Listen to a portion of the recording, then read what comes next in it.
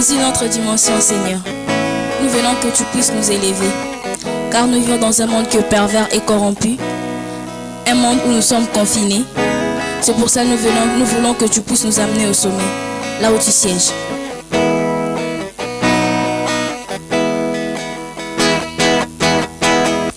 Je marchais sur la route du monde et je me lève de jour en jour. Et ma prière, c'est que Seigneur, tu m'amènes jusqu'au sommet. Éternel Dieu, élève-moi et me dépose sur la hauteur, sur une terre élevée. Amène-moi, Seigneur, au sommet. Mon cœur ne veut plus habiter parmi le doute et le frayeur. Certains s'y plaisent, mais quant à moi, je me vois déjà au sommet. Éternel Dieu, élève-moi et me dépose sur la hauteur, sur une terre élevée. Amène-moi, Seigneur, au sommet. Je veux vivre de signes du monde, de triomphes, mais du malin, car mon oreille attend déjà de son joyeux là au sommet. Éternel Dieu, élève-moi et me dépose sur la hauteur, sur une terre élevée. Amène-moi, Seigneur, au sommet. Oh, éternel Dieu, élève-moi et me dépose sur la hauteur, sur une terre élevée. Amène-moi, Seigneur, au sommet. Amène-moi, Seigneur, au sommet. Merci, l'orchestre de l'avoir restauré. Nous sommes reconnaissants en Dieu pour la vie, le mouvement et l'être qu'il continue à nous donner. Nous sommes reconnaissants en Dieu qui nous amène au sommet. Nous avons commencé l'enseignement sur prière, 2 points, solitude et silence. Dieu nous a pris et nous a amenés jusqu'au sommet.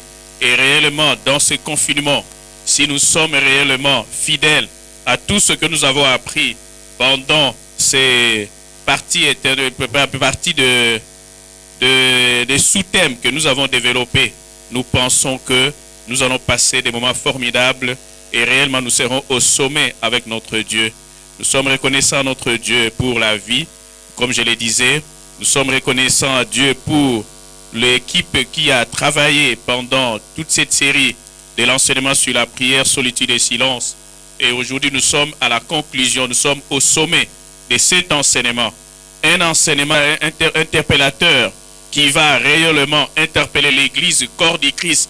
Aujourd'hui, je ne m'adresse pas seulement à une partie de l'Église, mais je m'adresse à l'Église, corps du Christ qui dort en ce moment de confinement, où on devait en principe être éveillé, levé, mais l'Église dort. Et cet enseignement, c'est pour nous réveiller dans la prière, c'est pour nous réveiller dans la solitude, c'est pour nous réveiller dans le silence. Et comme nous avons vu dans cette conclusion, nous avons commencé à expliquer la prière d'un point solitude et silence. La solitude, c'est tout simplement un état d'une personne qui est seule. C'est-à-dire, dans ces confinements, nous n'avons pas la possibilité d'atteindre un plus grand nombre physiquement. Peut-être par des réseaux sociaux, nous pouvons les atteindre. mais physiquement, nous ne sommes pas capables de les atteindre parce que nous sommes seuls, nous sommes en retrait. Et c'est ça la solitude, c'est ça le confinement. Et la solitude, c'est aussi l'état d'une personne qui se cache. La solitude, c'est aussi l'attitude d'une personne qui se retire. Les sentiments d'être seul, c'est ça la solitude. Les sentiments d'être abandonnés. Apparemment, les croyants sont en train de penser que leurs pasteurs leur ont abandonné. Mais spirituellement, nous sommes toujours dans les prières. C'est ça la solitude. Et nous sommes dans les silences. Les silences, c'est tout simplement l'absence de bruit. Nous ne pouvons pas vivre dans des milieux de bruit, surtout. Et c'est comme ça que nous avons eu cette occasion de vivre dans le confinement. Ce confinement doit permettre aux enfants de Dieu de marcher conformément à la volonté de Dieu, d'être plus dans les prières et non dans les distractions. Le silence, c'est le fait de se taire. C'est le fait de se taire, pas de bruit. Mais les croyants, les chrétiens sont distraits à plusieurs choses. Ils sont dans des futilités. Aujourd'hui, je veux interpeller l'église corps du Christ et chrétien à marcher dans la volonté de Dieu, à revenir dans la prière. Vous êtes seul, mais vous avez la possibilité de prier. Vous êtes seul, vous avez la possibilité d'étudier la parole, de vivre la parole avec ceux qui sont avec vous. C'est ça le silence. Le silence, c'est le fait d'être de se taire. Le silence, c'est le fait d'être calme, de ne pas être emporté à tout vent de doctrine, être emporté à tout ce que le monde vous offre. Et nous avons vu à travers la vie de notre Seigneur Jésus-Christ, à travers cet enseignement, nous avons vu réellement que Jésus-Christ vivait dans des bruits, mais il avait la possibilité de s'écarter, d'être seul, pour marcher, pour prier, parce qu'il voulait se ressourcer. Et pour nous aujourd'hui, chrétiens, croyants, hommes de Dieu, serviteurs de Dieu, le confinement a été et continuera toujours à être jusqu'à la fin une grande expérience de la solitude et du silence, que nous pouvons prier seuls. Et c'est comme ça que nous avons vu les modèles de notre Seigneur Jésus-Christ. Jésus-Christ s'est retiré dans la solitude et le silence. Jésus-Christ avait toujours alloué, prévoyé du temps pour Dieu, pour la prière. Jésus-Christ nous recommande de se retirer dans la solitude et le silence. Nous avons vu la deuxième partie, allouer, prévoir du temps. Il y a des gens qui n'ont pas le temps avec Dieu. Ils n'ont pas le temps pour prier. Nous avons vu la troisième partie, c'était la force dans le calme. Nous sommes forts quand nous sommes calmes. Quand nous vivons dans des milieux de bruit, quand nous sommes emportés à ce que le monde nous offre, à ce que les internautes nous offrent, nous sommes distraits, nous ne sommes pas forts. Et en tant que chrétiens, quand nous nous emportons à ce que le monde nous offre, nous ne sommes pas forts. Vous êtes faibles, vous êtes affaiblis. Et en ce moment de confinement, nous interpellons l'église corps du Christ à cesser les bruits, à cesser les futilités. Parce que l'adversaire est en train de jouer le jeu. Il est en train d'offrir au monde les défauts des chrétiens, les défauts des hommes de Dieu, afin de nous déposséder. Et vous ne savez pas avec le bruit, avec les futilités que vous êtes en train de suivre, combien des hommes sont en train d'être dépeuplés. Le camp de Dieu est en train d'être dépeuplé parce qu'il y a des gens qui se découragent de prier. Et cela n'est pas la volonté de Dieu. Nous sommes forts quand nous sommes calmes, quand nous nous taisons. Et on nous a expliqué encore la quatrième partie. C'était le Seigneur combattra pour vous. Gardez le silence. Nous ne pouvons pas être des gens qui sont toujours embrouillés, qui se sentent toujours menacés. On nous dit, gardez le silence. Le Seigneur, ce n'est pas à nous de combattre. C'est le Seigneur qui combattra pour nous. Et nous avons vu, le cinquième point, le silence de Dieu n'est pas son absence. Il y a des moments, parfois, nous prions Dieu et il ne répond pas. Mais cela ne veut pas dire qu'il est absent. Il est là. Et le sixième point que nous avons développé la fois dernière, garde le silence. Dieu se charge de leur répondre. Ce n'est pas à nous de réagir. Ce n'est pas à nous de leur répondre. Et nous savons que notre Dieu est au contrôle de tout ce qui se passe. Ndenge tolobi, lelo tozali kosukisa mateya na biso tobandaki sur la prière, le sambo. Et le lengeni towi kosambela lelo tozali na bandako moyen tosambela elongo na baninga ezali te. Yango wana tozali kopesa mateya oyo esengeli na biso tozala ba oyo bazali na losambo tomesa na kosambela biso moko, yo moko, et puis na kimia, ozala mutia koloba loba te. Tomonaki exemple ya mokonzi na biso Yesu Christ, balobi azalaki koteya, azalaki kosala nyonso, azalaki kosala, mais azalaki na tango nyonso ya kokende pembeni, kokende kosambela, azalaki kokende tango nyonso na esobe, kokende kosambela, kuna tata na ye. Tomonaki lisusu, esengeli na biso tozalaka tango nyonso, na mukolo mezali na 24 heures, toyi koluka mwa tan moko boye, pona tokende na pembeni, pona kosambela. Esengeli na biso tolukaka tan na 24 heures. Ndenge tomonaki, ezali malamu te yo mwana Nzambe, olamuki na tongo ti na pokwa. Mais ozali kosala eloko, oza na tan moko eloko moko saleli Nzambe te, otambolaki osololi, mais Nzambe azwi tan na ye te. Yango esengeli na biso na moment ya confinement toyekoli koyeba lolenge nini tokoyi kolukela pe Nzambe mwa tango pona tosalela ye, toyembela ye malgré que tozali biso moko. Et tomonaki lisusu na parti mususu toyeki tomona makasi na biso ezali tango tozali na kimia, tango tozali bato ya biloba loba te, tango tozali na kimia, yango wana nde ezali kopesa biso makasi. Mais tozali komona bana Nzambe kofundana, bana Nzambe koyinana, bana Nzambe kobomana, esengeli na biso ezala bongo te, po ete tokozala faible. Lelo to constate moyini Satan azali kolongola batu na kan ya Nzambe a partir ya bamakambu oyo moyini Satan azali kolakisa na mokili contre basali ya Nzambe, contre bana ya Nzambe. Et tozali koyeba te na makelele wana moyini Satan azali kolongola bana ya Nzambe mingi bazali kosambela lisusu te, na o bazali komona, na o bazali koyoka. Yango esengeli na biso tozala ba oyo, tozala na kimia, toloba loba te, po ete makasi na biso ezali kouta tangu tozali na kimia. Tomonaki lisusu balobi na biso mokonzi akobundela biso, biso tobatela kimia. Esengeli tozala bato ya kimia, osambeli zela Nzambe, omoni bayini batondeli yo kobanga te, ye moko Nzambe akobundela biso ndenge abundelaki Israel. Tozali komona, tomonaki lisusu mingi parfois tozali kosambela kasi tozali kozela ta elembo ya mungongo ya Nzambe, kasi tozali koyoka yango te. Esengeli na biso tobanga te, toyeba ke kimia ya Nzambe ezali absence na ete, ata oyoki ete meyeba ke azali pembeni wana ayokaka biso pe ayebi na ngonga na ye akosalela biso. Et puis toyai kosukisa poso elekaki, toutei kozoba na biso to garder kimia, ye moko Nzambe akoyanola bayini na biso. Bayina so bazali kozela yo zala kozala oya koyi koloba loba pamba pamba te, yo tika Nzambe ayanola bango. Et tomonaki yango lolenge nini Saul ayanolaki bayini na o bandimaki ete na mokila ta tosala tokoyi kosala bakondima biso te, mais senge na so toyeba lolenge nini biso tokoyi ko se comporter. Et ici je disais, il faut arrêter, cesser les bruits, cesser les critiques, cesser les commérages.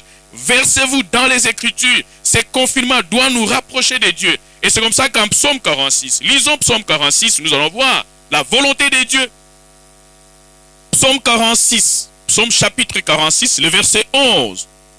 Psaume chapitre 46, le verset 11. Psaume 46, le verset 11, je lis, arrêtez. Il faut avoir du temps, tu peux parler, tu peux faire tout ce que tu peux faire, mais tu dois avoir le temps d'arrêter. Notre Seigneur a compris ça. Il pouvait guérir les malades, il pouvait nourrir les affamés, il pouvait faire tout ce qu'il pouvait enseigner, mais il a arrêté pour aller prier avec son Dieu. Arrêtez et sachez que je suis Dieu. En tant que fils de Dieu, cessez de te plaindre. Il ne faut pas être plaintif partout. Et c'est comme ça qu'on nous dit, arrêtez. S'il est Dieu, il va nous délivrer de tout ce qui nous tourmente. C'est à nous de nous confier à lui. Cessez. Arrêtez veut dire, arrêtez, soyez calme. Ne soyez pas agités. Ne soyez pas emportés à tout vent de doctrine, à tout ce que le monde nous offre, à tout ce que les réseaux sociaux nous montrent. Arrêtez. Sachez qu'il est Dieu. Il te tient par sa droite. Quelles que soient les difficultés, quelles que soient les circonstances, il te tient par la droite pour te soutenir. Dieu dit quoi? Arrêtez, sachez que je suis Dieu. Je domine sur les nations. Nous n'avons pas à avoir peur des nations puissantes de ce monde, des organismes internationaux. Dieu dit qu'il domine sur les nations, pas une nation, sur les nations. Je domine sur la terre. Dieu a les contrôles. Et il nous demande une seule chose. Cessez de vous plaindre. Arrêtez de vous plaindre. Sachez que c'est lui qui est Dieu. Personne n'est au-dessus de Dieu. Il nous garantit dans Daniel qu'il domine sur les règnes et il les donne à qui il veut. Peu importe les contestations, mais si c'est le choix de Dieu comme nous avons vu la fois passée, il domine sur les nations, il domine sur la terre. Arrêtez à l'essence et soyez tranquilles. Cet enseignement, prière, solitude et silence, doit nous amener à être calmes, quelles que soient les circonstances que le monde nous offre. Arrêter signifie soyez tranquille. Soyez tranquille pour échapper à ces grands bruits incessants. Nous sommes entrés toutes sortes d'informations, ça nous embrouille. Mais soyez calme. Même si vous me dites par exemple que non, voilà, on ne sait pas après le Covid-19, comment est-ce que nous allons vivre. Il y aura encore des catastrophes. Tout ça, arrêtez. Sachez que je suis Dieu. Ces bruits-là, je n'en ai pas besoin. Nous devons développer la discipline qu'avait notre modèle, le Seigneur Jésus-Christ. Il ne se laissait pas influencer par les gens. Il ne se laissait pas influencer par les informations. Et Romains 4 nous donne encore beaucoup plus d'informations sur Abraham, notre père. Il était silencieux. Il attendait la promesse de Dieu. Et c'est comme ça qu'il lui a été imputé à justice. La Bible nous dit en Romains 4, espérant contre toute espérance. C'est-à-dire, Abraham ne se laissait pas influencer par les informations que les gens pouvaient dire qu'à cet âge, tu n'auras plus la promesse de Dieu. Il ne se laissait pas influencer. Espérant contre toute espérance. C'est ce que cela signifie. Cessez d'écouter les bruits, ça vous embrouille. Nous avons vu au début de cet enseignement, celui qui demeure sous l'abri du Très-Haut repose à l'ombre du Tout-Puissant. Et le Tout-Puissant nous dit ici quoi? Il est Dieu, sache arrêter de te plaindre. Repose-toi sous l'ombre du Tout-Puissant et il te protégera, il te gardera, il te préservera du mal. Et c'est tout ce que nous pouvons avoir. La première étape pour parvenir à une paix intérieure est d'être fréquemment plus calme. Rappelez-vous, les plus grandes cargaisons de la vie arrivent sur des mains tranquilles. Soyez calme, plus calme. C'est la première étape pour que vous ayez la paix intérieure. C'est être plus calme, fréquemment calme, tranquille, par une meilleure conduite de nos activités journalières. Conduisez-vous d'une manière digne, jour après jour. C'est-à-dire, je fais un effort, jour après jour, de marcher dans la sanctification, jour après jour, dans la crainte de Dieu, et jour après jour. Et c'est comme ça que vous allez réussir à dominer la vie, les choses de la vie. Dieu doit trouver son temps. Nous devons nous débarrasser des choses inutiles et futiles qui ne nous permettent pas d'être silencieux. Par exemple, nous avons la télévision qui nous embrouille. Les gens sont devant la télé pour regarder les théâtres du matin au soir, les films, les séries, les novellas. Ils sont là à discuter sous les arbres sur la politique. Ils veulent avoir toutes sortes d'informations. Et même parfois il y a des informations déformées pour vous embrouiller seulement. Et vous allez dire que non, voilà, mais les choses ne vont plus bien parce que vous avez suivi toutes sortes d'informations. Les gens sont dans les distractions, les sports. Au moment où nous sommes dans les confinements, nous devons prier Dieu, nous devons nous approcher de Dieu. Mais les gens sont dans toutes ces distractions. Et l'adversaire s'organise pour lancer toutes ces choses aux chrétiens. Et nous sommes distraits. Nous suivons plus les informations plus que Dieu.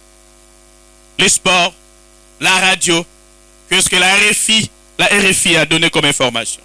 Nous sommes avec nos téléphones, jour après jour, maniant nos téléphones, et des causeries inutiles, que sais-je encore.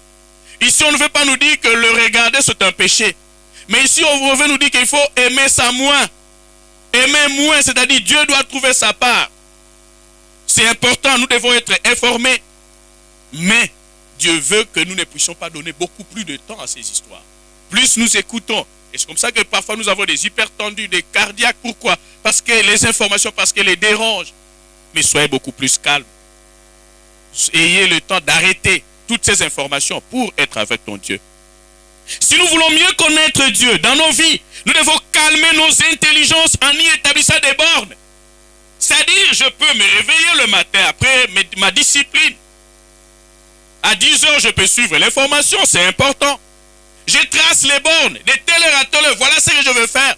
Je trace des limites dans mon intelligence. Ce n'est pas n'importe quelle information que je vais avaler. C'est ça, tracer les bornes dans votre vie. Et c'est ça la solitude et silence. Par exemple, aux Éphésiens, on nous dit, Éphésiens chapitre 5, verset 15, nous dit quoi? Prenez donc garde de vous conduire avec circonspection. C'est-à-dire, ayez des bornes dans votre vie, jour après jour. Conduisez-vous avec circonspection, avec des limites. N'allez pas au débordement. Le monde va vous amener beaucoup plus dans le débordement de ce que Dieu a tracé pour nous.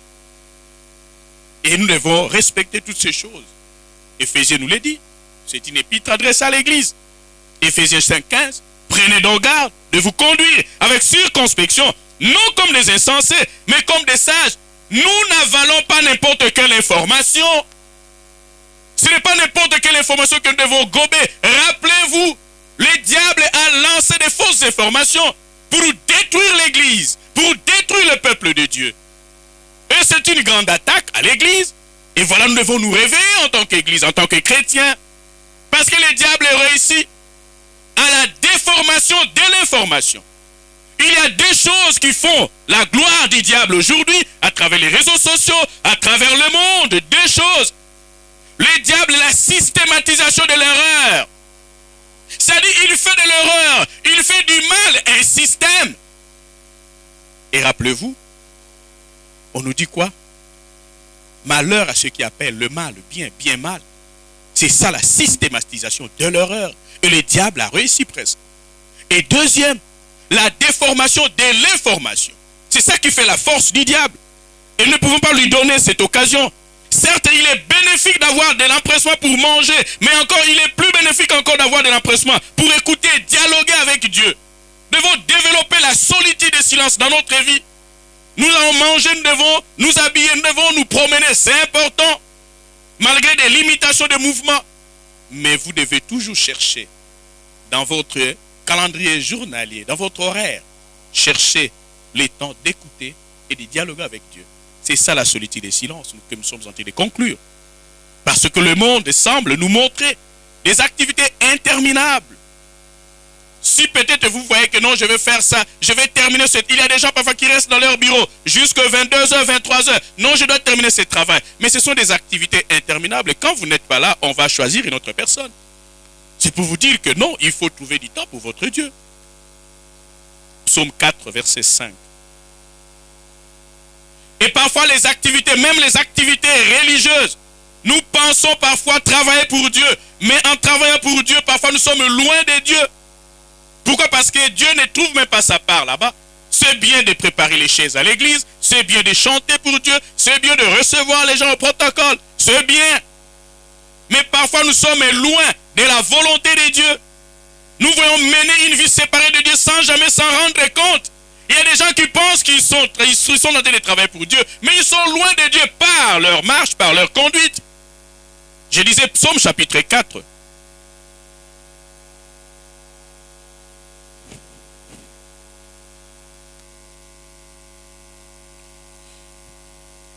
Psaume 4, verset 5. Tremblez et ne péchez point. Parlez en vos cœurs sur votre couche. Puis faites quoi? Taisez-vous. Dieu veut que trembler ici, c'est avoir de la considération pour Dieu. Et ne péchez point, c'est-à-dire avoir la peur du péché. Les gens aujourd'hui ont peur de Covid-19 plus que le péché. Mais si on craignait le péché comme le Covid-19, mais nous serons des experts spirituels. Et c'est comme ça, il dit trembler, c'est-à-dire ayez la crainte de Dieu et ne péchez point. Cessez de vivre dans le péché. Même Jésus-Christ, quand il délivrait les gens, il leur disait va et ne péchez plus. Il ne leur encourageait pas au péché. Sinon parce que vous n'avez pas de conséquences que vous pouvez connaître dans le péché. Mener une vie de péché va vous amener à la mort, à la destruction de votre vie. Et la Bible dit tremblez, craignez Dieu et ne péchez point. Parlez en vos cœurs sur votre bouche. La discrétion de Dieu. Il ne faut pas tout, ce n'est pas toute information spirituelle que vous devez divulguer. Parlez en vos cœurs sur votre couche. David l'a fait. David disait, j'ai réfléchi à mes voix. C'est ça, parler en vos cœurs. j'ai réfléchi à mes voies et je dirige mes pieds vers ta parole. Parlez en vos cœurs. Réfléchissez sur vos cœurs. Est-ce que tu es dans la volonté de Dieu? Et vous faites cas, taisez-vous, soyez calme, soyez silencieux. Et parfois, nous nous répétons souvent des autodéceptions. Les déceptions que nous nous sommes causées nous-mêmes et nous vivons dans des autocondamnations du mal que nous avons fait. Ça, ce n'est pas la volonté de Dieu. Réfléchissez sur vos voies et tracez une voie à suivre. Et c'est très important de comprendre toutes ces choses. Et nous devons vivre solitaires, silencieux et attentifs. Dieu peut vous parler, mais vous étiez ivre. Dieu vous a parlé, mais vous n'étiez pas attentif. Et pour que vous puissiez mener une vie victorieuse avec Dieu, il y a 3 choses que vous devez faire. Apprenez à être solitaire. Apprenez parfois à être seul. Apprenez à être silencieux, même si tu es né loquace. Mais apprenez à être silencieux parfois pour vos projets, dans la prière. Et soyez attentifs. Tu peux dire que Dieu n'a pas répondu, mais Dieu a répondu. Mais peut-être que tu étais dans le péché. Parce que j'ai dit la fois passée, les réalités spirituelles ne sont ni si bavardes ni criardes. Quand Dieu te parle, les gens parfois qui parlent souvent avec Dieu sont beaucoup plus silencieux. Ils ne sont pas bavards. Ils n'écrivent pas n'importe qui. Et c'est très important. Les intelligences remplies d'autoroutes, des pensées telles que le bavardage, les commérages. Tu te déplaces pour aller seulement pour les commérages. Olongo kei tokanisi kokeko te ya mutu okeko kidindisa mutu na libulu pono okeko ka kotonga tu es mal à l'aise oli kolobela kaka bakombo ya batu e biloko wana Nzambe a permetaka ngo te to apprendre kozala na kimia Thessaloniciens lobi na biso to apprendre kolanda makambo oye etali ngai te nako kipe yango te nakolanda oye etali ngai et tokomona que Nzambe na biso akopambola biso akolobela biso pe tokoyoka mais parfois lobaki, mais yo zalaki na ba matongi, yo zalaki na ba rumeur, yo zalaki na ba scandale. Oye salama. Yo yango ndozo koloba. Te tozonga na nzela bana Nzambe. Je disais, les intelligences remplies d'autoroutes de pensées, telles que bavardage, les commérages, les rumeurs, scandales, les préjugés. Oyo kiboy. Aujourd'hui, les scandales intéressent les gens. Les sextapes devient une vie quotidienne. Les gens s'y intéressent et les chrétiens sont distraits de partager ça aux autres. Ce n'est pas la volonté de Dieu. Et nous sommes dans les rumeurs. Et quand nous sommes dans les rumeurs, nous sommes loin de Dieu, dans la solitude et le silence. Les scandales, les préjugés. La façon dont il m'a regardé, je pense qu'il doit avoir un problème avec moi. Les rumeurs, les préjugés et autres affaires insignifiantes du monde sont des intelligences qui n'ont point de tranquillité. La personne qui est dans toutes ces histoires n'est pas calme. Il veut toujours apprendre. Et quand même il n'a pas d'informations, il crée des informations. Et quand nous sommes distraits comme ça, les diables profitent. Et vous ne pouvez pas être en communion avec Dieu. Nous ne pouvons pas avoir la communion avec Dieu. Rappelez-vous toujours quelle attitude à prendre en tant que croyant. Parce que nous disons souvent, les petites intelligences parlent des gens. Quand tu es là seulement à parler des gens, tu es une petite intelligence. Et tu n'arriveras jamais à écouter Dieu ou bien à parler avec Dieu. Les moyennes intelligences parlent des circonstances. Le Covid-19, les sextapes, la politique, tout ce que vous voulez. Avez-vous appris? Avez-vous les circonstances qui les intéressent, les moyennes intelligences? Tandis que les grandes intelligences parlent de Dieu et des affaires, surtout de sa parole. Il parle de Dieu.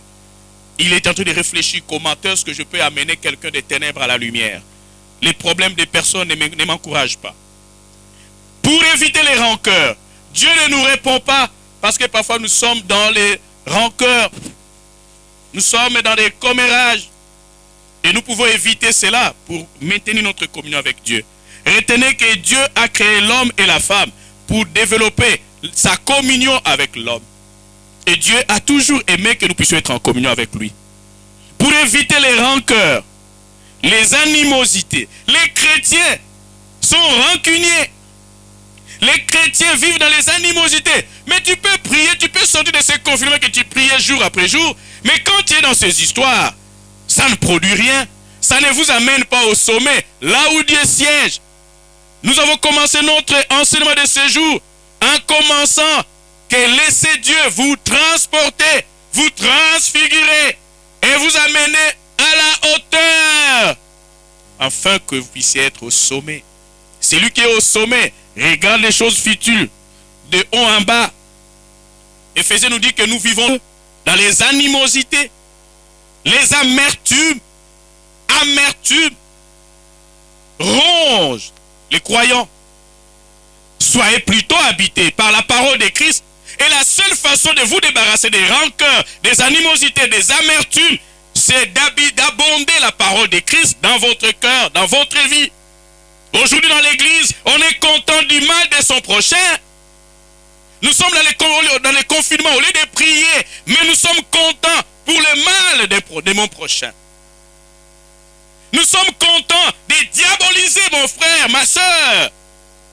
Et nous sommes à l'église, nous prions. Tous ceux qui font toutes ces histoires, mais ils vont à l'église.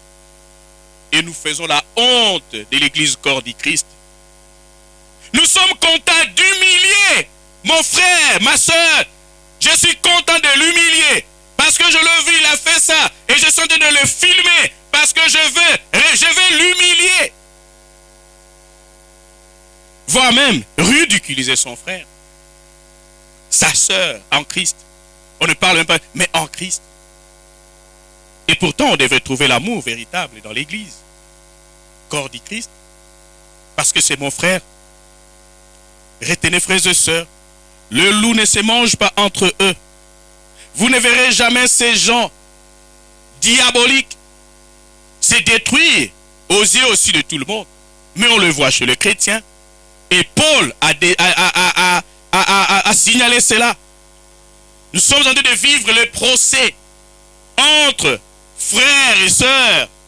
Nous sommes en train de vivre les procès entre frères et sœurs dans les tribunaux des païens. Et quand on parle des tribunaux, nous pouvons voir les juges, nous pouvons voir les magistrats, les commissaires de police, mais nous pouvons voir aussi les journalistes païens. Mais un croyant, un chrétien, un pasteur, un apôtre, un serviteur de Dieu va se rendre devant un journaliste païen pour détailler les mains de son frère en Christ, de son collègue serviteur de Dieu. Et il décortique avec zèle. Ce n'est pas la parole. 1 Corinthiens 6, 4 à 8. Paul était clair là-dessus. Je disais 1 Corinthiens, nous allons voir l'attitude à prendre. Nous pouvons prier, nous pouvons gêner, nous pouvons faire tout ce que nous pouvons faire. Mais tant que nous avons des animosités, tant que nous avons des rancœurs, quand nous nous réjouissons des mal des autres, que nous ne sommes pas dans l'amour. Et Jésus-Christ nous a dit, quand nous allons nous aimer les uns les autres, c'est ainsi que les païens verront réellement que nous sommes ses disciples. Mais quand nous nous accusons mutuellement devant les païens, nous sommes en dehors de la volonté de Dieu, peu importe vos miracles et tout ce que vous pouvez faire. Vous êtes hors de la volonté de Dieu. Et Dieu ne peut pas sauver la nation avec de tels serviteurs de Dieu. Dans les confinements, c'est le moment où nous devons prier pour notre nation, pour notre peuple, pour notre race. Mais nous sommes dans des futilités. 1 Corinthiens chapitre 6. Et j'interpelle chaque serviteur de Dieu, chaque chrétien à changer, que vous le voulez ou non. Peu importe votre poste, parce que la plupart des serviteurs de Dieu sont animés d'une haute opinion. Mais c'est la parole, je vous enseigne la parole. Cessez de dormir, l'église corps du Christ. Revenez à Dieu par la prière, solitude et silence. Nous devons prier pour les peuples de Dieu. Les croyants ne sont pas en train de beaucoup prier en ce moment.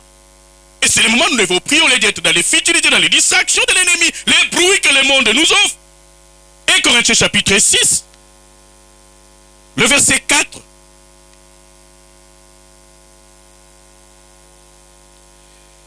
Verset 4 à 8.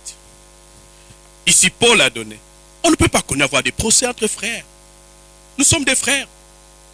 Les noms des églises, ce ne sont que nous vivons dans une organisation actuelle. On doit nous identifier. Mais ça n'a rien à voir avec Dieu, la volonté de Dieu. Paul dit quoi ici? Quand donc vous avez des différends pour les choses de cette vie, nous avons des différends pour les choses de cette vie, l'argent, nous dérange, la sexualité, la pauvreté, la famille, tout ce que vous voulez, ce sont les choses de cette vie. Ce sont des gens, je continue, ce sont des gens dont l'Église ne fait aucun cas, que vous prenez pour juge. Vous allez devant les gens qui n'ont jamais prié, et vous êtes des chrétiens, vous dites que vous êtes des croyants, vous allez exposer les affaires, les défauts de votre frère devant les occultistes. Mais ils se moquent de l'Église. Et ils se moquent de Jésus-Christ, votre Seigneur, qui est la tête de l'Église, corps du Christ. À cause de vous, on se moque du Seigneur. Je disais, verset 4, quand donc vous avez des différends pour les choses de cette vie, ce sont des gens dont l'Église ne fait aucun cas. Vous prenez pour juge. Verset 5, je l'ai dit à votre honte, Église corps du Christ, de la RDC, de la diaspora ou ailleurs, nous faisons la honte à notre Seigneur. Nous les régnons par nos actes. Et retenez bien, Dieu nous a dit dans sa parole, c'est lui qui me régnera. Moi aussi, je le régnerai devant mon Père, qui est dans les cieux. Par nos actions, nous sommes en train de régner de Jésus-Christ et Dieu. Verset 5, Paul lui dit quoi? Je l'ai dit à votre honte, nous faisons la honte de l'Église. Ainsi, il n'y a parmi vous pas un seul homme sage qui puisse prononcer entre ses frères. Mais mon frère est tombé dans l'erreur. Mais il n'y a pas dans l'Église corps du Christ quelqu'un, au lieu d'aller dans les procès.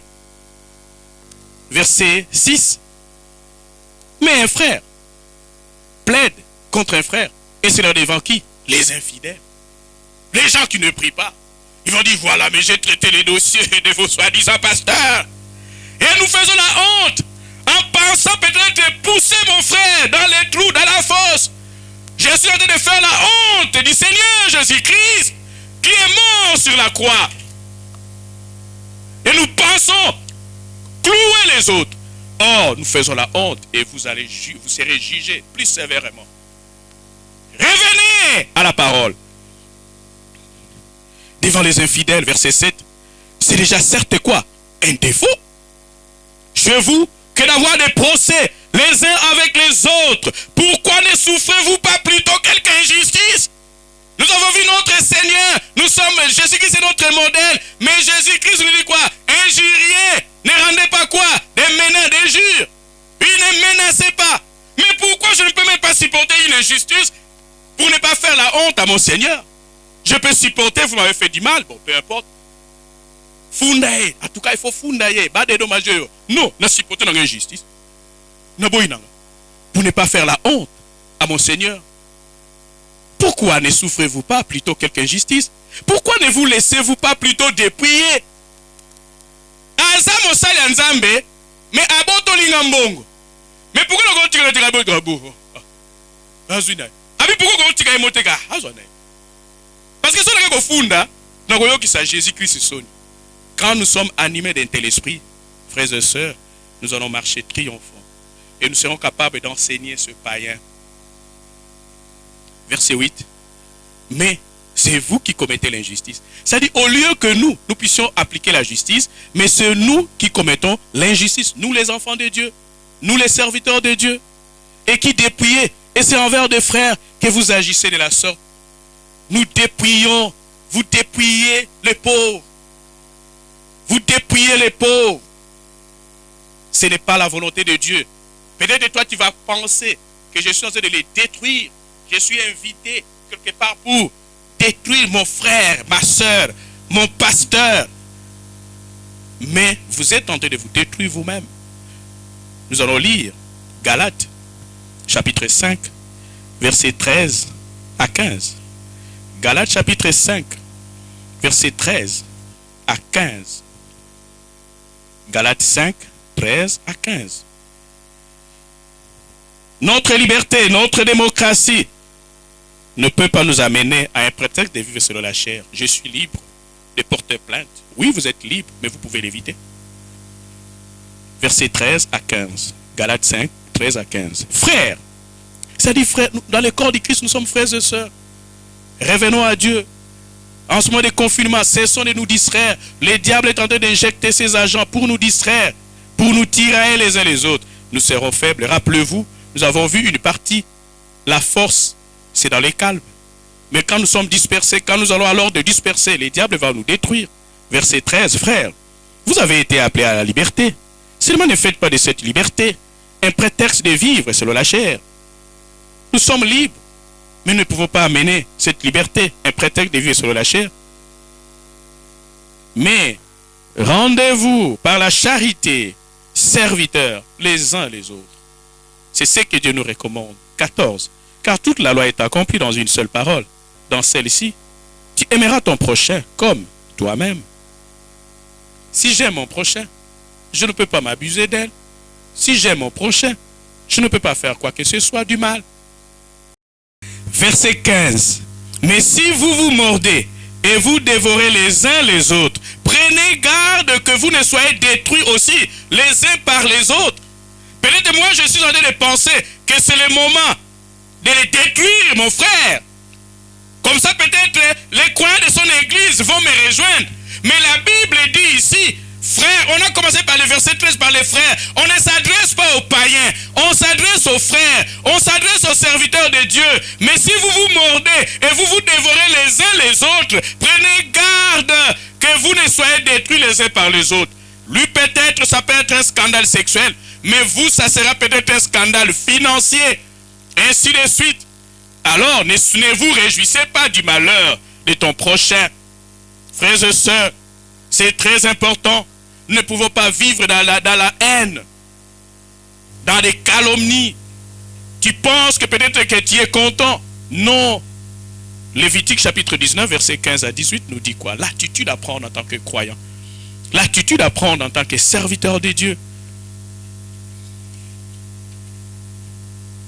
L'attitude à prendre en tant que croyant, serviteur de Dieu, chantre. Lévitique chapitre 19, verset 15 à 18. Verset 15. Tu ne commettras point d'iniquité dans tes jugements. Dans tes jugements, pour juger, tu ne commettras pas d'iniquité. Frères et sœurs, quand je suis en train d'exposer mon frère pour un mal qu'il a fait, je dois toujours reconnaître que ça va se retourner contre moi aussi. Et c'est comme ça que quand il faut juger, la Bible en Corinthiens vient de nous dire, nous jugerons même les anges. Mais comment est-ce que nous ne pouvons pas vivre, nous ne pouvons pas mener quelconque jugement dans l'église, corps du Christ? Tu ne commettras point d'iniquité dans tes jugements. Tu n'auras point égard à la personne du pauvre. Et tu ne favoriseras point la personne du grand. Mais tu jugeras ton prochain selon la justice. 16. Tu ne répandras point quoi? Des calomnies parmi ton peuple. Moi-même, si quelqu'un venait aujourd'hui me demander d'aller tenir une émission, je n'irai pas. Peut-être si vous vous attendez que je vais dévoiler les secrets, je ne dévoilerai pas parce que c'est mon frère. Et quand nous sommes animés d'une telle attitude, je crois que nous allons décourager ces païens occultistes. Tu ne t'élèveras point contre les sangs de ton prochain. Je suis qui? L'Éternel. Ici, je suis dans l'église, corps du Christ.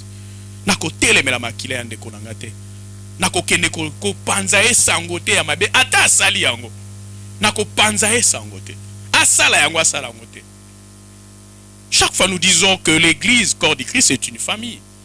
Mais dans la famille, on ne se détruit pas. Dans la famille, on se protège. Nous avons des frères biologiques qui ne se comportent pas tels que nous. Mais nous les supportons, nous les protégeons. Mais quand nous sommes en famille maintenant, on peut le réprimander, on peut le corriger. Mais en public, je ne peux pas le faire.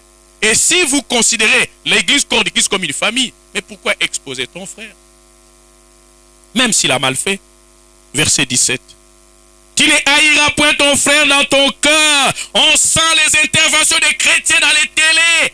Vous sentez la haine envers la personne. Je ne la supporte pas. Et comme telle situation est arrivée, je vais moi-même appuyer. Non, ça c'est la haine.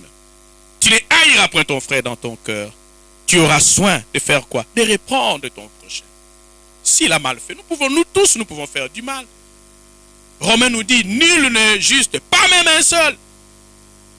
Peut-être la faiblesse qu'il a. Toi, c'est son point fort. Mais toi, tu as aussi une faiblesse. Lui, c'est son point fort. Et c'est comme ça que Romain nous dit, nous qui sommes forts, nous devons supporter les faiblesses de ceux qui ne le sont pas. Tu ne haïras pas ton frère dans ton cœur. Tu auras soin de reprendre ton prochain quand il a mal fait. C'est-à-dire, c'est entre nous. Ce n'est pas un procès que je vais livrer mon frère. Mais tu ne te chargeras point d'un péché à cause de lui. Et il y a beaucoup de gens qui se sont chargés de péché.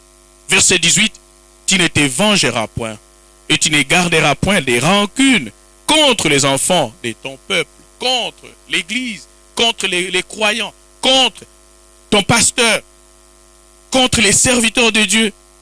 Tu aimeras ton prochain comme toi-même. Je suis l'Éternel. C'est très important. Frères et sœurs, l'église corps du Christ est attaquée. Et c'est une attaque que les gens ne se rendent pas compte.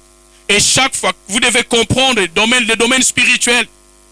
Quand le diable attaque, ou bien quand on parle, les mal de Dieu, de Jésus-Christ, du peuple de Dieu, des serviteurs de Dieu, apparemment c'est une attaque, mais que vous ne comprenez pas. Quand on est en train de divulguer les sextapes des serviteurs de Dieu, vrai ou faux, je n'en sais rien. Mais quand on est en train de divulguer, c'est une attaque. Retenez le principe. Quand on attaque Dieu, quand on attaque les Jésus-Christ, quand on attaque le peuple de Dieu, les serviteurs de Dieu, c'est une attaque. C'est pour couper la parole de Dieu dans les intelligences des gens. Et ils sont tentés de couper la parole dans les intelligences. Les gens sont tentés de se décourager. Ah voilà, eux-mêmes les serviteurs. Vous ne savez pas que vous êtes tentés de jouer le jeu de l'adversaire. Galates chapitre 6, versets 1 et 2 et le verset 6. Le verset 6, je l'ai lu parce que presque tous les serviteurs de Dieu aiment ce verset. D'ailleurs, au lieu de demander même quelque chose à un croyant, il dit tout simplement que faites Galates 6, 6. Parce qu'ils veulent que non, nous avons enseigné et vous devez nous donner quelque chose. Non, non, ici c'est le panier de Galates 6, 6. C'est bien. Mais Galates 6 commence par le verset 1 et 2. Lisons 1 et 2 avant d'arriver à demander de l'argent. Galates 6, verset 1 et 2 et verset 6, que vous aimez, chers serviteurs de Dieu. Mais commencez par les versets 1 et 2. Frères, si un homme vient à être surpris en quelque faute, c'est-à-dire dans l'église corps du Christ, nous aurons des gens qui seront surpris, ils tombent dans l'erreur. Mais ce n'est pas une occasion pour moi de le vilipender. Si un homme fait, c'est-à-dire Dieu sait que nous pouvons tomber nous tous dans l'erreur. Et on ne parle pas ici aux païens, aux frères. Galates est une épître adressée à l'église. Ce n'est pas aux païens, frères. Si, frère corps du Christ, si un homme vient à être surpris en quelque faute, c'est-à-dire nous serons toujours surpris en quelque faute. Vous qui êtes spirituel, vous qui avez compris qu'il a mal fait, n'allez pas le vilipender comme vous êtes en train de le faire, chers frères et sœurs. Qu'est-ce que la Bible dit? Revenez à la parole. Et Jésus-Christ, vous êtes éloigné de la parole. C'est comme ça que vous faites toutes ces histoires. Vous donnez l'accès au diable de vilipender la tête du Christ, la tête du corps du Christ, de l'église, Jésus-Christ. On nous dit quoi? D'aller les critiquer? Non. D'aller répondre aux émissions? Non. Redressez-le avec un esprit de quoi? De douceur. Prends garde à toi-même, de peur que tu ne sois aussi comment tenté. Quand tu commences à aller partager cela dans les réseaux sociaux, je partage. C'est-à-dire vous tombez vous-même aussi dans le péché. Verset 2 nous dit quoi? Portez les fardeaux les uns des autres et vous accomplirez ainsi la loi de Christ qui est l'amour. Et c'est alors que quand tu exécutes le verset 1 et le verset 2, et maintenant tu peux appliquer et exiger comme vous le faites que celui à qui l'on enseigne la parole fasse part de tous ses biens à celui qui l'enseigne. Mais vous voulez seulement le verset 6. Mais un livre, on commence à lire un livre à partir de l'introduction, développement et la conclusion. Mais toi tu veux le verset 6, mais tu tombes dans le verset 1 et 2. Revenons à la parole. Frères et sœurs, revenez à la parole. Je suis en train d'interpeller l'église, corps du Christ. Lèvons-nous. Genèse chapitre 9, verset 20 à 27. Genèse 9, 20 à 27. Nous allons voir, frères et sœurs, parce que c'est l'actualité. Et vous êtes dans des maisons. Parfois, vous n'avez pas l'occasion de comprendre ce qui se passe. Mais déjà avec cette histoire de sextape qui passe dans les réseaux sociaux, et peu importe tous ceux qui peuvent les plonger, mais je veux vous instruire, parce que vous n'êtes pas sur place, vous vous posez des questions, et c'est l'actualité, et je dois réagir. En ce moment, nous devons être beaucoup plus dans le prier sur les bruits que le diable est en train de lancer, pour distraire le peuple de Dieu. Je veux que vous puissiez revenir. Ici, nous allons voir, noter Genèse 9, 20 à 27, mais je vais expliquer un principe sur le sextape. Retenez d'abord que la nudité chez notre Dieu est sacrée. Chers frères et sœurs, retenons que la nudité a été toujours sacrée par notre Dieu. Et l'exposer n'a jamais été une bonne chose en tant que croyant. L'exposer aux yeux de tous n'a jamais été une bonne chose en tant que croyant. Même dans les songes, les gens qui font soit des songes, des rêves. La nudité dans les songes, quand vous êtes nu dans les songes, ça symbolise d'abord, le manque de protection. 2, ça peut symboliser que vous êtes au service du diable, vous êtes un sorcier, vous êtes tout ce que vous voulez. 3e, c'est l'humiliation qui vous attend. Quelqu'un qui expose votre nudité vous humilie. Et nous avons vu tantôt, il ne faut pas humilier. Et le monde est en train de chercher à humilier son frère. La nudité a été sacrée par notre Dieu. L'exposé n'a jamais été. C'est ce que nous sommes en train de voir. Et parfois nous voyons des chrétiens qui sont en train de partager ça. Mais vous tombez dans le piège de Genèse 9, 20 à 27. Frères et sœurs, peu importe. Je ne suis pas là pour laver quelqu'un. Mais peu importe tout ce qui s'est passé. Mais nous ne sommes pas obligés d'exposer la nudité des gens en tant que chrétiens. Genèse chapitre 9, verset 20 à 27. Noé commença à cultiver la terre et planta de la vigne. Noé était un serviteur de Dieu. Noé était béni de Dieu. La Bible dit qu'il était intègre. Mais ici, son erreur a fait que Noé commença à cultiver la terre et planta de la vigne. Verset 21, il but du vin. Il était le serviteur de Dieu. Mais il but du vin. Et fait quoi? S'enivra, alangwe. Mais serviteur en Zambé. Serviteur en Zambé. Et se découvrit au milieu de sa tente. Donc il était nu. Nu. Verset 22. Cham, père de Canaan, vit la nudité de son père. Vous êtes content de voir la nudité d'un papa? Si ce n'est pas votre père biologique, mais c'est un père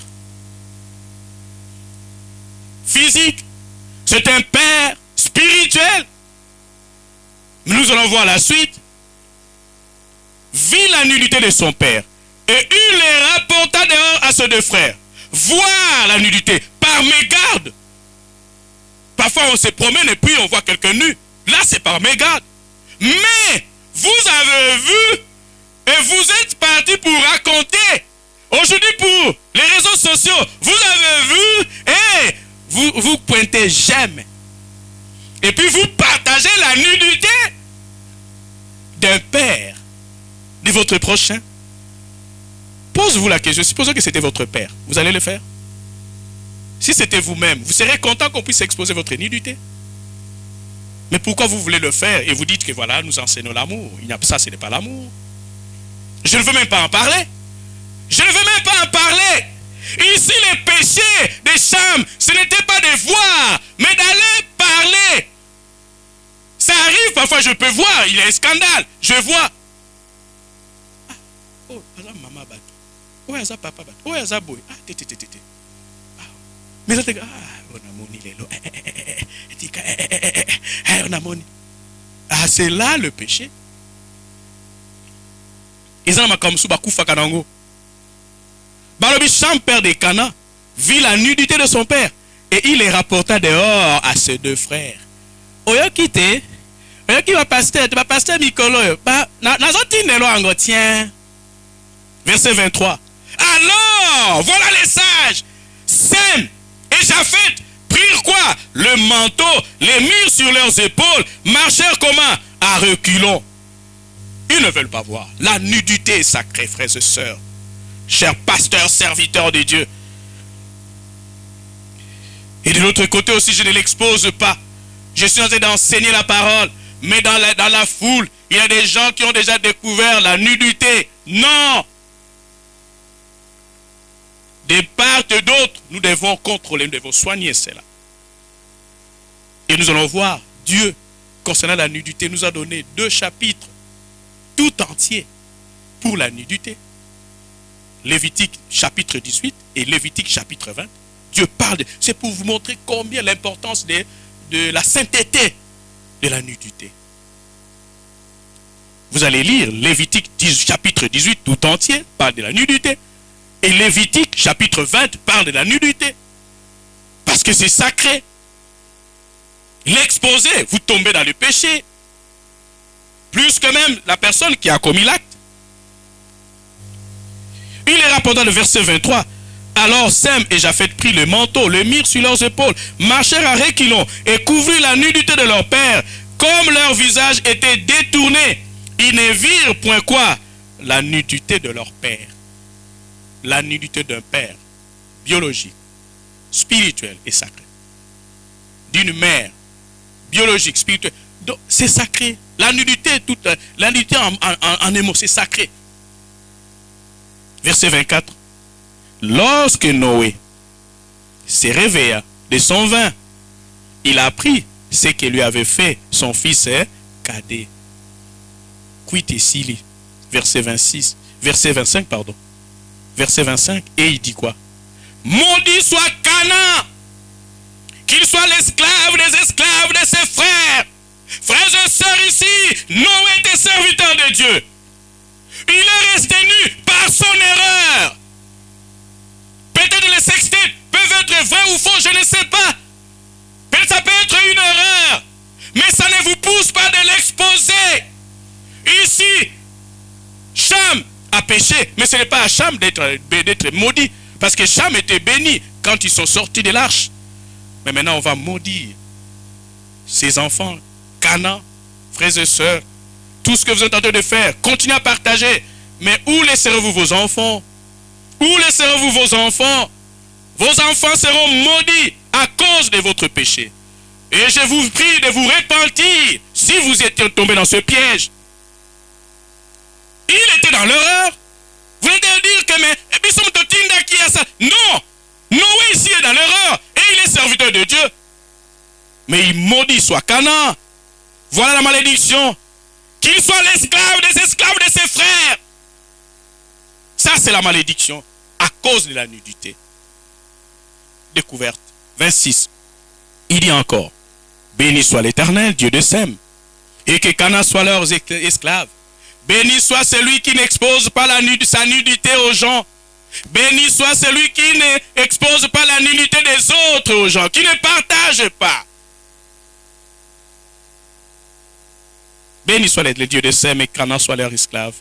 Verset 27, que Dieu étende les possessions déjà faites. Il continue à bénir. Et qui habite dans les tentes de Sem. Et que Canaan soit qui? Leur esclave. C'est-à-dire, tiki malédiction, moko nabana, oh ba eba kita cause ya ba comportement na yo. Ne vous en faites pas, les gens se moquent et disent n'importe quoi. Mais c'est beaucoup plus spirituel. Et ce que le diable cherche, c'est de couper la parole de Dieu aux gens. Et parfois, nous sommes distraits en tant qu'Église. Nous sommes distraits. Jésus-Christ, ce proverbe nous dit d'abord que ces enfants de ténèbres que vous voyez sont beaucoup plus éveillés. Ne dorment pas s'ils ne font pas tomber un enfant de Dieu. Mais Jésus-Christ nous a dit en Luc que les enfants des ténèbres sont beaucoup plus éveillés que les enfants de la lumière. Les enfants de la lumière, en principe, sont distraits. Nous sommes distraits dans les confinements. Au lieu de prier, de rester dans la solitude et silence, nous sommes dans des critiques entre nous. Nous sommes en train de nous détruire entre nous et nous sommes faibles. Et voilà pourquoi. Et même ça s'est fait avec Lot, vous vous rappelez. La nudité toujours. Lot était serviteur de Dieu. La Bible donne le témoignage pour Lot. C'est juste qu'il vivait au milieu. Il n'a pas succombé au péché de Sodome et Gomorrhe. Mais ses filles ont été maudites. Elles sont devenues la race des Moabites. Pourquoi? À cause de la nudité qu'ils ont découvert de leur père. La nudité d'un père est sacrée. La nudité de la mère est sacrée. Et pour les détails de la nudité qui est sacrée, vous pouvez vous documenter sur Lévitique 18, chapitre 18 et Lévitique chapitre 20. Comprenez toutes ces choses. La nudité est toujours sacrée. On ne peut pas réagir. Vous êtes dans deux maisons, mais j'ai eu l'occasion de partager parce que c'est l'actualité. Il y a des gens qui se posent des questions. Et voilà pourquoi j'interpelle l'église corps du Christ. Cessez de vous mordre les uns les autres. Nous devons nous lever pour bénir le peuple de Dieu. Parce que nous sommes plus dans les futilités. Et nous allons exécuter avec l'orchestre la voix restaurée. Levez-vous, hommes de Dieu. Levez-vous, serviteurs de Dieu. Levez-vous. Cessez d'être distraits dans le bruit que vous offre le monde. C'est vous le peuple de Dieu. Le peuple a besoin de vous. Le peuple a besoin de vous. Continuez toujours à l'enseigner au lieu d'être distrait. Continuez toujours à l'enseigner la parole. Enseignez la parole. Le peuple a besoin de cette parole. Il n'a pas besoin de futilité. Et voilà pourquoi j'interpelle l'église corps du Christ. Levez-vous, hommes de Dieu. Levez-vous, chrétiens. Levez-vous, croyants. Cessez des choses futiles. Soyez beaucoup plus dans les prières. Parce que les gens des ténèbres se sont levés. Ils sont plus éveillés. Ils cherchent qui tombera dans leur piège. Mais quand nous veillons avec notre marche, quand nous nous veillons les uns les autres, nous pensons que Dieu nous bénira. Alors ce moment, ce n'est pas le moment de nous critiquer les uns les autres. Ce n'est pas le moment de marcher à l'encontre les uns les autres. Ce n'est pas le moment de nous lancer des pics. Même si un frère tombe, c'est le moment de le soutenir. Parce que nous sommes une famille. Nous ne pouvons pas aller nous exposer avec des procès qui sont interminables à cause de notre frère. Levez-vous, hommes de Dieu.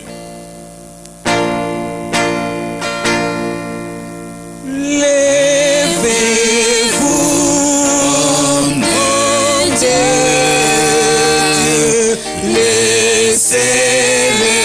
laissez les choses futiles et inutiles. Priez pour le peuple de Dieu. mettez toute votre force Mettez toute votre force au service du Seigneur, pas au service des politiciens.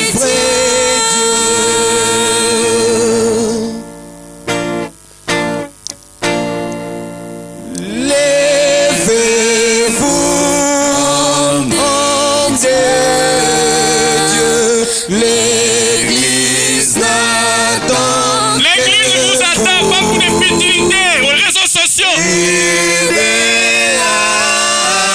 accomplit sa tâche de C'est la lumière du monde. C'est le serviteur de Dieu, frère croyant. dans les pas de Jésus, portez haut la parole. Vous êtes le verdict de Dieu. Levez-vous, hommes de Dieu. Levez-vous, hommes de Dieu, dans les pas de Jésus, qui portait haut la parole. Il a porté haut la parole. Il a vaincu la tentation avec le diable. Il est écrit. Revenez à la parole, chers frères et sœurs en Christ. Revenez à la parole, chers serviteurs de Dieu. L'église n'attend que vous. Vous êtes dans les distractions. Réveillez-vous. Levez-vous, hommes de Dieu. Le monde est comme à l'état de Noé. Le monde devient de plus en plus méchant. C'est à nous de porter la lumière au monde. Nous sommes la lumière du monde.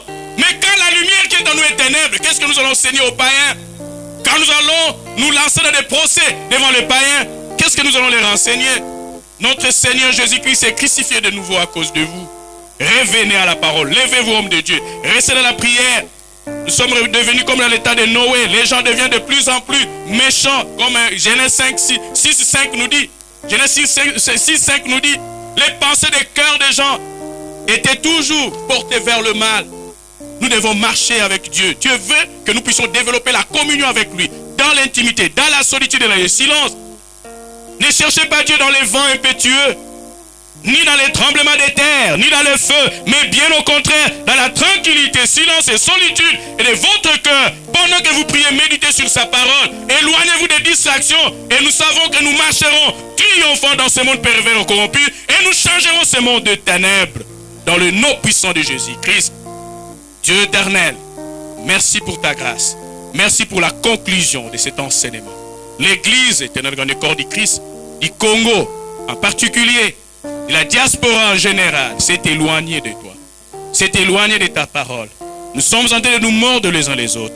Et pourtant, tu nous as donné la responsabilité de marcher pour toi, de conduire ton peuple, de les mener à bon port. Mais nous nous embrouillons et nous avons compris en ce jour que c'est une attaque du diable, étant dans le grand Dieu pour minimiser, ridiculiser nos frères et sœurs, nos semblables. Et cela, ce n'est pas l'amour. Nous revenons à toi, afin que toi tu puisses nous conduire.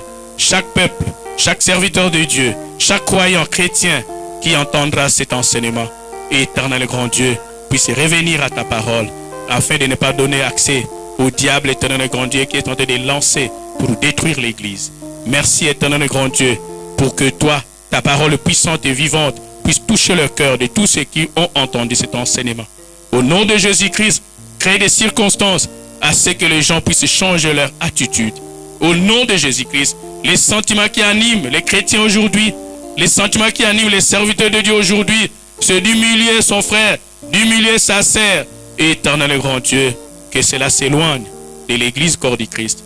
Au nom de Jésus-Christ, et nous qui sommes forts, nous puissions supporter les faiblesses de ceux qui ne le sont pas. Ceux qui sont tombés dans les pièges du diable, et pour qu'ils puissent se soumettre à sa volonté. Toi, tu es capable de les délivrer. Au nom de Jésus-Christ, et même ceux qui sont tombés dans le piège, tous ceux qui sont dans l'erreur, éternel grand Dieu, tu es capable de les ramener à ta parole. Parce que ton grand principe d'amour et de grâce, tu ne veux pas que le méchant meure, qu'il change de conduite et qu'il vive. Au nom de Jésus-Christ, s'ils sont tombés dans les pièges, toi tu es capable de les ramener à toi. Parce que je sais une seule chose, ils peuvent succomber aujourd'hui, ils peuvent patauger aujourd'hui, mais il y a un temps, éternel grand Dieu, ils ont cru en toi et tu as été content de leur service. Ne les livre pas au bon plaisir de leurs adversaires qui attendent leur chute, leur mort. Au nom de Jésus-Christ, ils peuvent succomber aujourd'hui, ils peuvent chuter aujourd'hui, mais Dieu, il y a un moment où ils ont ramené, éternel grand Dieu, les gens des ténèbres à la lumière. Et il y a des gens qui te croient, qui te prient, qui t'adorent, qui t'honorent aujourd'hui à cause de leurs enseignements. Souviens-toi de l'Église corps du Christ. Éternel grand Dieu, soutiens les serviteurs de Dieu. Éternel grand Dieu, au nom de Jésus-Christ, en ce moment, ils sont exposés au diable, éternel grand Dieu, ses acolytes qui attendent leur chute. Mais Dieu, ne nous livre pas tous au bon plaisir de nos adversaires. Merci, éternel grand Dieu, que nous ayons l'attitude humble, éternel grand Dieu, de marcher avec toi, de vivre avec toi. Et c'est toi qui nous infliges, éternel grand Dieu, la force, au nom de Jésus-Christ, de surmonter nos faiblesses, afin que nous ne soyons pas, éternel grand Dieu, en scandale auprès, éternel grand Dieu, des peuples que nous dirigeons, que nous conduisons, également à notre environnement proche. Bénis notre nation, délivre notre nation, au nom de Jésus-Christ. Occupe-toi de tous ceux qui sont élevés en dignité dans cette nation. Au nom de Jésus-Christ, préserve-les du malin et qu'ils aient un cœur tourné vers toi davantage. Au nom de Jésus-Christ, et que tu leur accordes la sagesse et l'intelligence, afin que dans leurs décisions, dans les prises de position, que cela soit pour l'intérêt supérieur du peuple éternel et grand Dieu qui les a choisis. Merci Dieu pour les chantres qui ont fait le meilleur d'eux-mêmes. Merci Dieu pour la technique, ces jeunes gens éternels qui nous soutiennent. Bénis-le éternel grand Dieu, pourvoir aux besoins financiers et matériels, afin que nous puissions faire davantage, afin que Dieu, nous puissions atteindre l'objectif que tu nous as consigné de la parole à travers le monde. Et Dieu, à travers cet enseignement, toi tu vas délivrer le cœur des gens qui se sont lancés dans des pièges, éternel grand Dieu, des réseaux sociaux orientés, dirigés par les diables. Au nom de Jésus-Christ, parce que nous savons que le diable ne vient que pour dérober, égorger, détruire. Il veut détruire l'Église, corps du Christ, mais nous savons qu'à travers cet enseignement, qu'il y ait un réveil et que nous puissions prendre conscience qu'en ce moment de confinement, nous demeurerons dans la prière, dans la solitude et dans le silence, afin que toi tu nous amènes haut, éternel grand, avec ce peuple que tu nous as donné. Au nom de Jésus-Christ, notre Seigneur et Sauveur. Amen.